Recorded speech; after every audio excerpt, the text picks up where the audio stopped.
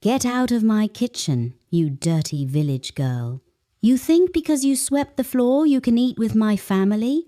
Go and sit outside with the dogs." That was Madame Chioma, speaking to her maid in her own living room, in front of guests. What nobody in that room knew, not the guests, not the children, not even Madame Chioma's own husband, was the truth that was about to tear that house apart. The maid, standing quietly in the kitchen doorway, eyes low, cloth in hand, was not just a servant. She was the owner of the house. Before we begin Adaise's story, please take a moment to like, share, and subscribe to our channel. It really means a lot to us. Thank you so much for your support. Now sit down, relax, and let us begin. Adaise was 22 years old, quiet, careful, the kind of girl who moved through a room without disturbing the air.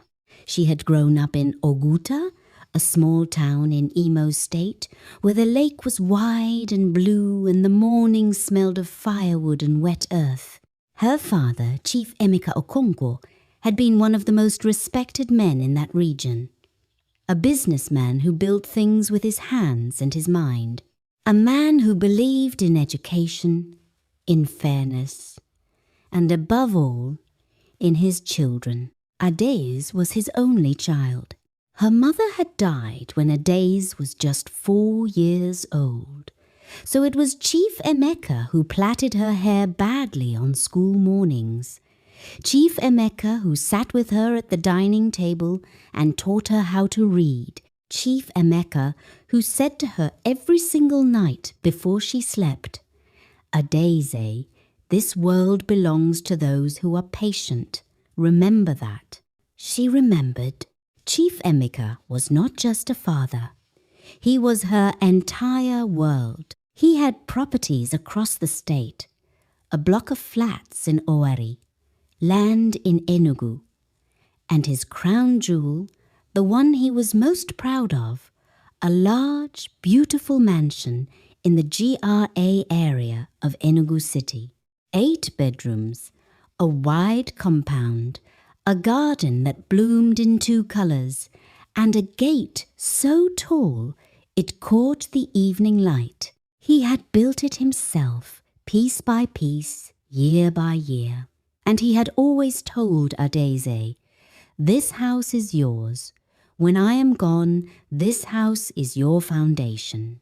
Then one morning, when Adaise was only 13 years old, Chief Emeka did not wake up. He was gone, just like that. A man who had seemed too strong and too steady to ever fall, gone before the sun had even risen. The grief hit Adaise like a physical thing, like something you could hold in your hand. But she was a child, and there were adults around to handle the papers, the properties, the decisions. One adult in particular, Uncle Donatus. Uncle Donatus was Chief Emeka's younger brother, a man with a wide smile and a soft voice and eyes that never quite settled on anything for too long. He arrived the day after the burial in a pressed agbada, holding a briefcase, already talking. "Do not worry," he told the relatives gathered in the compound. "I will handle everything. Adaise is a child. She cannot manage what her father left behind. I will keep it safe until she is old enough." The relatives nodded. They trusted him. He was family. What nobody checked carefully enough, what nobody thought to question, was that Uncle Donatus had already visited the lawyer twice before the burial. He had already moved. Within 6 months, Adaise was no longer living in the Enugu mansion. Uncle Donatus said it was too expensive to maintain for a small child. He said she would live with a family in the village until she finished school. He said all of this with the same wide smile, the same soft voice. The family believed him. Adese went to live with a distant aunt in the village. She had no money, no inheritance, no access to anything her father had built. When she asked questions, she was told to be patient. When she asked again, she was told to be grateful that she had a roof over her head. She learned to stop asking. Years passed. She finished secondary school. There was no money for university. Uncle Donatus sent a small amount, just enough to keep the family quiet, and moved on with his life. And his life had become very comfortable because Uncle Donatus was now living in Chief Emeka's mansion in Enugu with his wife, Madame Chioma, their 3 children, and all the confidence of a man who had forgotten that what he was standing on did not belong to him.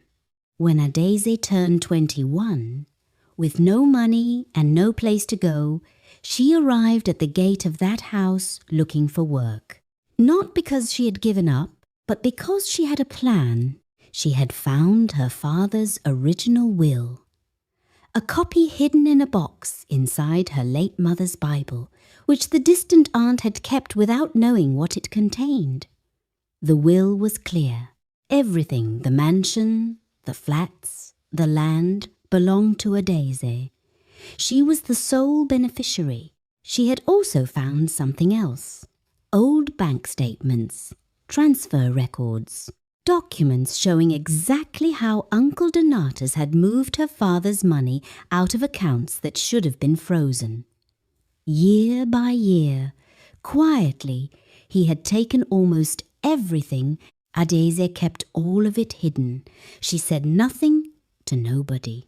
She just needed time and evidence and the right moment. So she knocked on the gate of her own father's house and asked for a job as a housemaid. Madame Chioma looked her up and down at the gate that first day and said, "You look too small to work hard, but I suppose you will do.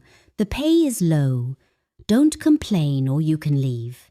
"Yes, ma," Adese said quietly, and she walked through her father's gate. Inside, the humiliation began almost immediately. Madame Chioma had a sharp tongue and a short temper, and she used both freely.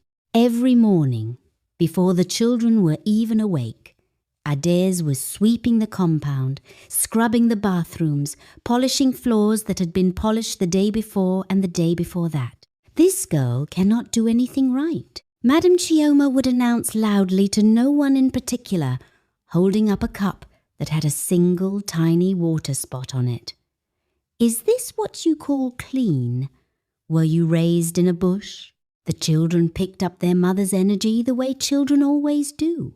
They mocked Adese's village accent. They told their friends she was the nobody girl who came from nowhere. The eldest, a boy of 15 named Emeka, named, without any awareness, after the very man whose house he was disrespecting, once knocked food off a plate deliberately and told Adese to clean it up, because that is what you are here for. Adese cleaned it up. She ate whatever was left from the family's meals. She slept in a room so small she had to fold herself onto the narrow mattress on the floor. She said very little, but she watched everything. She watched which room Uncle Donatus kept his private documents. She watched when the lawyer visited. She watched the faces of the guests who came and went, noting the ones who seemed important, and she waited. What kept her steady during those months was not anger. It was her father's voice. "This world belongs to those who are patient, Adese. Remember that." She remembered. 9 months after Adese arrived, Uncle Donatus came home one evening in an unusually good mood. He called Madame Chioma into the parlour, closed the door, and their voices came through in excited bursts. That night at dinner, he made the announcement, "We are selling the house." Madame Chioma clapped once. The children cheered. Foreign buyers. Uncle Donatus continued, straightening himself in the chair that had once been her father's. They are paying very well. We sign the papers at the end of the month. After this, we are relocating. New country, new life. Ade stood in the kitchen doorway listening. She felt something settle inside her, like a door clicking shut. The end of the month. She had 4 weeks. She contacted the lawyer she had been meeting in secret for the past 3 months. A woman named Barrister Ngozi, who had been quietly building the case, gathering sworn statements, verifying the will, confirming the property records. Are we ready? Adeze asked over the phone that night, her voice very low. We are ready, Barrister Ngozi said. The night of the signing ceremony arrived. Uncle Donatus had invited everyone. The foreign buyers with their briefcases, community leaders from the neighborhood, 2 of his friends who were also businessmen, a notary public, even a photographer, because this was the kind of night Uncle Donatus wanted documented. The parlor was full, drinks were poured, the agreement documents were laid out on the wide dining table that Adeze had polished that same morning on her hands and knees. Madame Chioma was dressed in her best gown, coral beads at her neck, laughing loudly with the wives of the guests. Nobody noticed Adeze leave the kitchen. Nobody noticed her go to her small room. Nobody noticed when she came back, but they noticed when she walked into the parlor, because she walked in differently. She was wearing a simple, dark dress. Her back was straight, her head was up, and she was carrying a manila folder. Madame Chioma turned first and nearly spilled her drink. Adeze, what are you doing in here? Go back to the kitchen. We have guests. Adeze did not go back to the kitchen. She walked to the center of the room and stopped. Uncle Donatus looked up from the document he had been reviewing. His face shifted. Something flickered behind his eyes. Adeze. His voice was low, warning. She looked at him with the same quiet patience she had carried for 9 months, for 9 years. Good evening, Uncle. Then she turned to face the room. My name is Adeze Okonkwo. I am the daughter of Chief Emeka Okonkwo. She paused. The man who built this house. The room went still. She opened the folder. This is my father's will, registered and verified, stating that all properties, including this mansion, were left in my name upon his death. She pulled out another document. This is the original title deed for this property. The name on it is mine. Another page. And these are bank records showing how funds from my father's estate were transferred without my knowledge or authorization between the years 2014 and 2021. Barrister Ngozi stepped through the front door at that moment, exactly on time. 2 police officers entered behind her, quietly, professionally. The room was completely silent. One of the foreign buyers leaned toward his colleague and said something in a low voice. Madame Chioma's coral beads seemed to tighten around her neck. This girl is lying, she said, but her voice had no weight behind it anymore. Donatus, say something. Tell them she is lying. Uncle Donatus said nothing. He was looking at the documents in Adeze's hand. His face had gone the color of ash. Donatus. One of the community leaders stood up slowly, an elder named Pa Okafor, who had known Chief Emeka personally. His voice was very quiet, which made it worse. Is this true? Donatus opened his mouth, closed it. 9 years, Adeze said. Her voice did not shake, but her eyes were wet. 9 years ago, you stood in my father's compound one day after his burial and told everyone you would protect what he left. You looked at a 13-year-old girl who had just lost her father, and you made a choice. She breathed, "I cooked your food. I washed your floors. I was insulted in this house. I slept in that small room." She turned to look at Madame Chioma. "You called me a bush girl. You said I was nothing." Madame Chioma looked away. "I am not nothing. I am Emeka Okonkwo's daughter, and this is my father's house." Pa Okafor sat back down heavily. He put his face in his hands.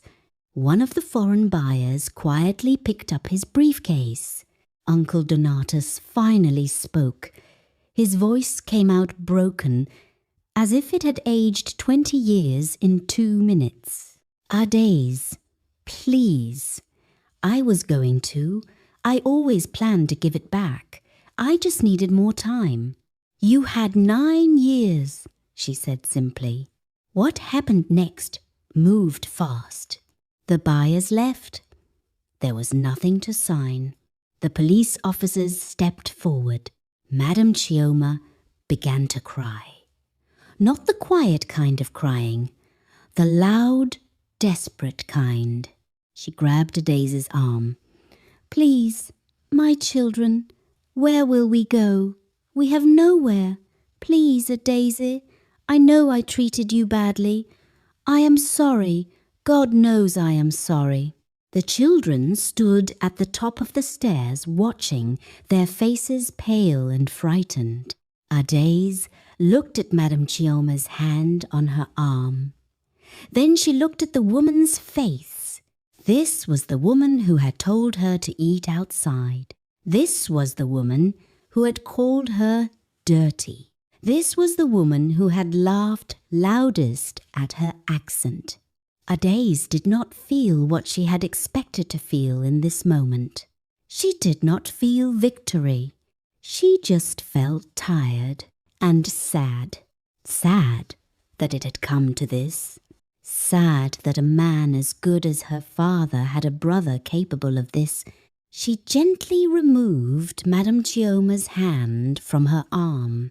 She looked at Uncle Donatus one last time. He was sitting with his head bowed, a man who had stolen 9 years from a child and built a life on top of the wound. "You made me a servant in my own father's house," Adaise said quietly. The room held its breath.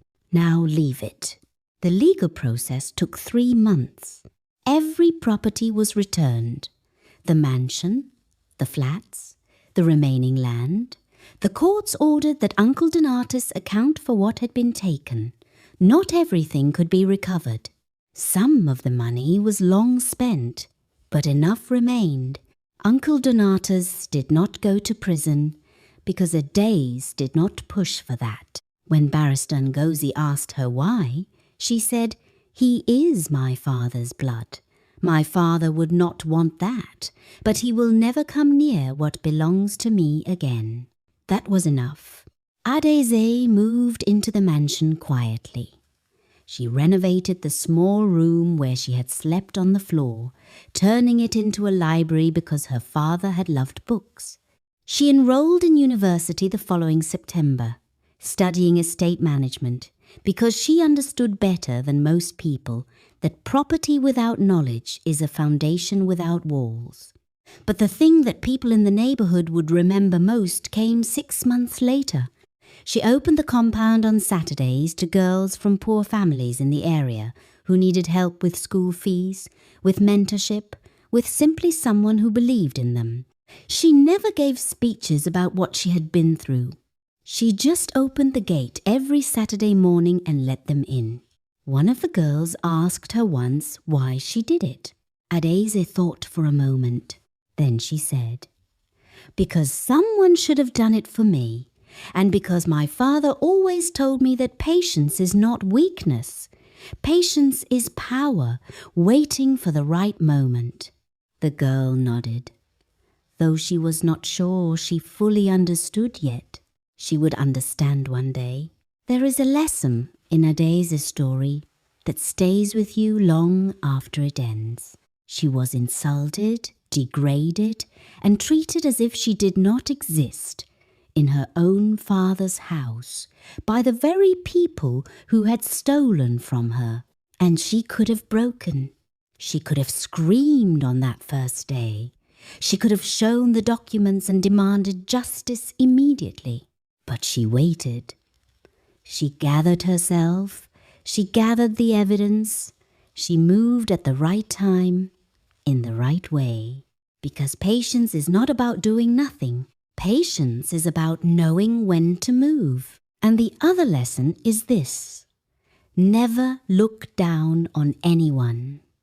You do not know whose child they are. You do not know what they carry quietly. You do not know what ground you are standing on, or who it truly belongs to. Madame Chioma called Adaeze a bush girl. She was scrubbing the floors of a bush girl's house. Never underestimate the quiet ones. They are usually the ones who know exactly what they are doing. Thank you so much for watching. Now tell us, if you were Adaeze, would you have forgiven Uncle Donatus? Or would you have taken the matter further? Let us know in the comments below. And if this story moved you, please like, share, and subscribe to the channel. It really means the world to us. We will see you in the next one.